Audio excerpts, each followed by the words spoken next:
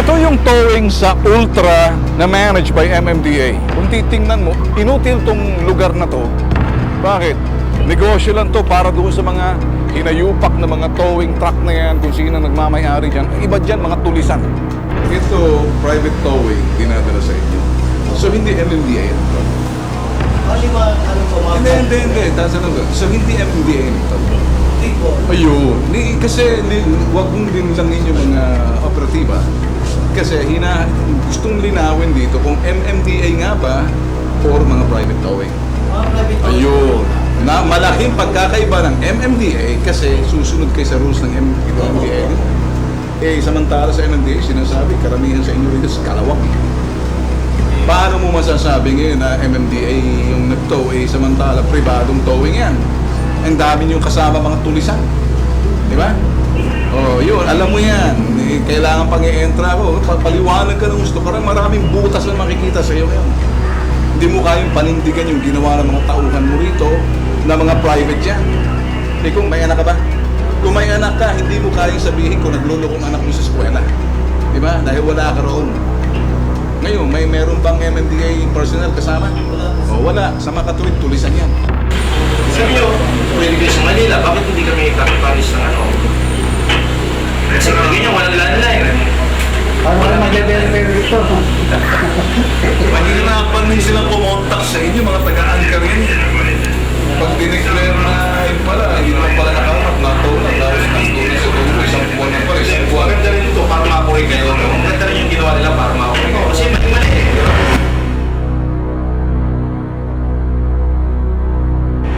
Sandamakmak ang mga reklamo ng mga motorista laban sa mga tarantadong towing companies sa Kamaynilaan. Istilong malatulisan sa lansangan ang kanilang pamamaraan. Tinatakot at basta na lang inaagaw ang manobela ng mga pobreng biktimang nasisira ng kanilang sasakyan sa lansangan. Hindi towing, kundi carnapping. Kaya pinag-iingat namin ang mga motorista at mga may-ari ng sasakyan sa bagong modus na nadiskubre ng bitag sa Kamaynilaan. Matatandaan noong nakaraang taon, sinampulan ng bitag ang isang abusadong towing company sa Quezon City. Nilusob namin ang kanilang impounding area sa Fairview at nang makita ng aming grupo, parang mga bubwit na nakakita ng mabangis na pusa. Kaya kanya-kanyang takbuhan, kanya-kanyang tulasan. Wala silang nagawa ng hataki naming palabas ng kanilang impounding ang sasakyan na kanilang inagaw sa pobreng biktima. At 13 ng Marso, isang sumbong na naman ng nakaabot sa bitag. Yung nasiraan kami sa medyo pakyati nung sa may Paglumas Santon. Tapos naglalaglag yung trailer. Tapos sinanap ng mga kasama ko na binagdampot yung mga piyesa ng silaglagan. Tapos maya may biglang sumulpot na hindi na may dalang towing. May nakalagay dun sa pinto nila MMDA. Tapos sabi ko, sir, ano yan? Tapos bila na sinabitan, sir eh. Sabi ko, sir, hintayin niyo lang po kasi may darating na dito na magkatowing. Sarili namin tow truck. Hindi. Ayaw, sabi nila, hindi. Sabi kasama kayo sa akin. Kung gusto niya, atin namin kayo dun sa inyo. Sabi ko, sir, mapunta na po yung mga kasama namin dito eh. Hintayin niyo lang po. Hindi. Sabi niya, hindi. Bago madali po sila habang kinakausap ako. Pinakabitan na pala nila ng panghila yung sasakyan namin. Tinakot nila kami, sir eh. Tapos nung ikot sana ako, kunin ko yung susi. Bibili kayo sa akin.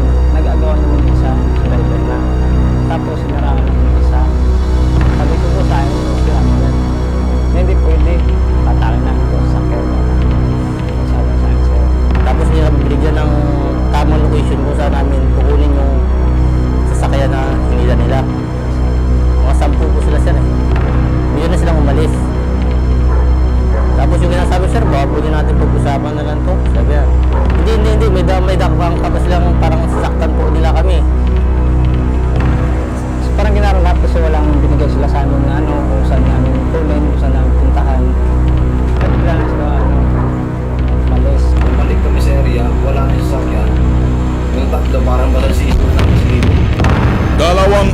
na pinaghahanap ng kumpanyang CTK ang kanilang sasakyan na kinarnap ng inirereklamong 2K Towing. Sinuyod nila ang lahat na impounding area sa Kamaynilaan. Hindi nila nakita ang kanilang sasakyan na hinatak. 2 araw nilang binalik-balikan ang MMDA impounding area sa may Ultra Pasig City. 2 beses din sinabi na wala sa kanila ang sasakyan na kanilang hinahanap. Kaya yun, after the incident, bumalik kami sa area, wala na yung sasakyan. Ang akala namin andun sa port area Manila ng towing sa Macro. Pero negative doon. Nag-proceed kami ng Guadalupe, ng Makati to find out kung nandun din. Pero negative pa rin. Kinabukasan uli, nag-set up kami ng wrecker. May dami kami tao na kung maaari matowing nila. Pero negative hanggang 4 days. Agad tinungo ng bitag kasama ang mga nagrereklamo ang anti-carnapping section sa Maynila Police District. Ang mangyayari, boss, Kasi ang lumalabas dito, simple lang eh. Sinabi na sila yung mga skalawag na mga towing. Sinabi na mismo ng MMDA. So now, this MMDA gives the guidelines, tapos nag-tow sila sa Manila, jurisdiction, Pasig. Hindi po pwede yun. Ang towing, pag tinow mo sa Manila impounding mo dadalhin. At hindi mo pwedeng dalhin sa Pasig. So, skalawag na sila, out of jurisdiction pa. 3 days after, hinahanap-hanap ng mga complainant. In the 4th day, tsaka palang lumutang yung sasakyan. Napag-alaman na ng anti-carnapping, ang sasakyan na hinahanap ay lumutang at nasa impounding area ng MMDA Ultra Pasig City. Kumuha kami ng input namin. Yun. Kami. Doon. Nalaman namin nasa kami. Tinawag namin siya eh. See? So in short, out of jurisdiction yun. Ang MMDA nagsabi mismo blacklisted sila. Skalawag.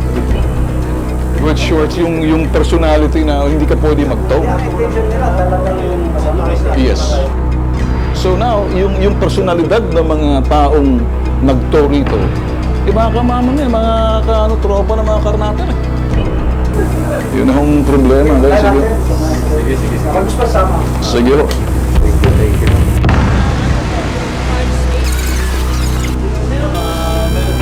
Accredited ba yung Opo, mga accreditation. Saka yung mga mental nun.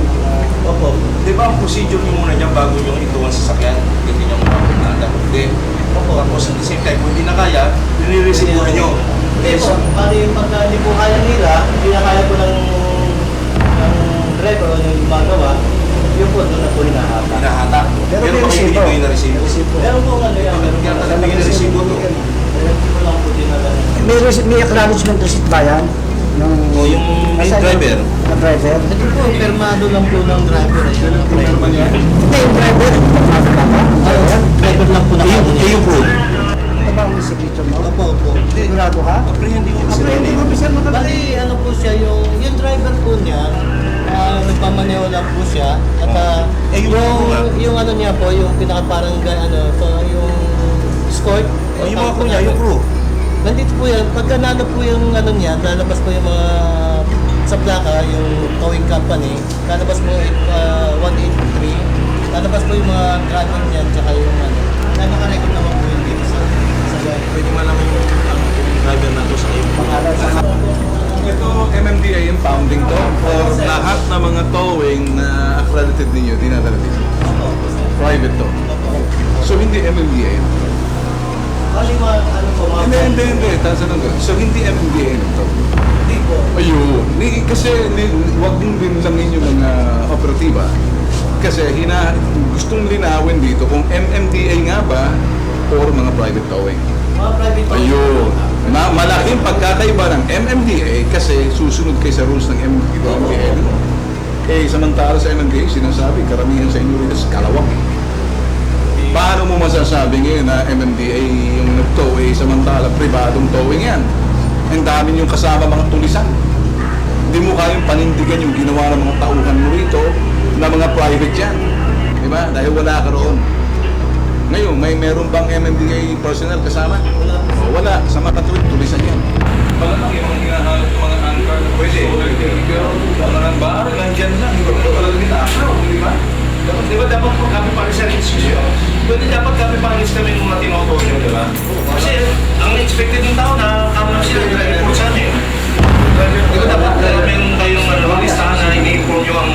kung saan distrito na towing yung sasakyan para naman kami, hindi kami Yeah. bulag. Meron po kami yung weekly na... Saan sinasabi saan? Sa Makati. About Manila, nagtututo kayo sa Manila. Dati, Manila yun. Diba? Kasi lagyan nyo, walang line. Paano ka mag-verify? Manila na din silang pumontak sa inyo, mga taga-angkar yan. Pag dineclare na yun pala, yun lang pala nakamat, natulang. Tapos nagtulong sa tulo, isang buwan na pala, isang buwan. Maganda rin ito para makurik kayo. No? Maganda rin yung ginawa nila para makurik kayo. Kasi mali-mali eh, di ba? Mali-mali. Ito yung towing sa Ultra na managed by MMDA. Kung titingnan mo, inutil tong lugar na to. Bakit? Negosyo lang to para doon sa mga hinayupak na mga towing truck na yan, kung sino nagmamayari dyan. Iba dyan, mga tulisan. Kung ako na masusunod, sasapakin ko mga kokote ng mga hinayupak na mga to. Dahil unang-unang trabaho, one, nagtotow, wala sa tamang lugar, tulad ng pagreklamo, 10, ang alaw sumampa sa truck, 3 lang. O pagkatapos, 2 days after na ito, yan, lumutang. Ang tawag doon, towing carnapping.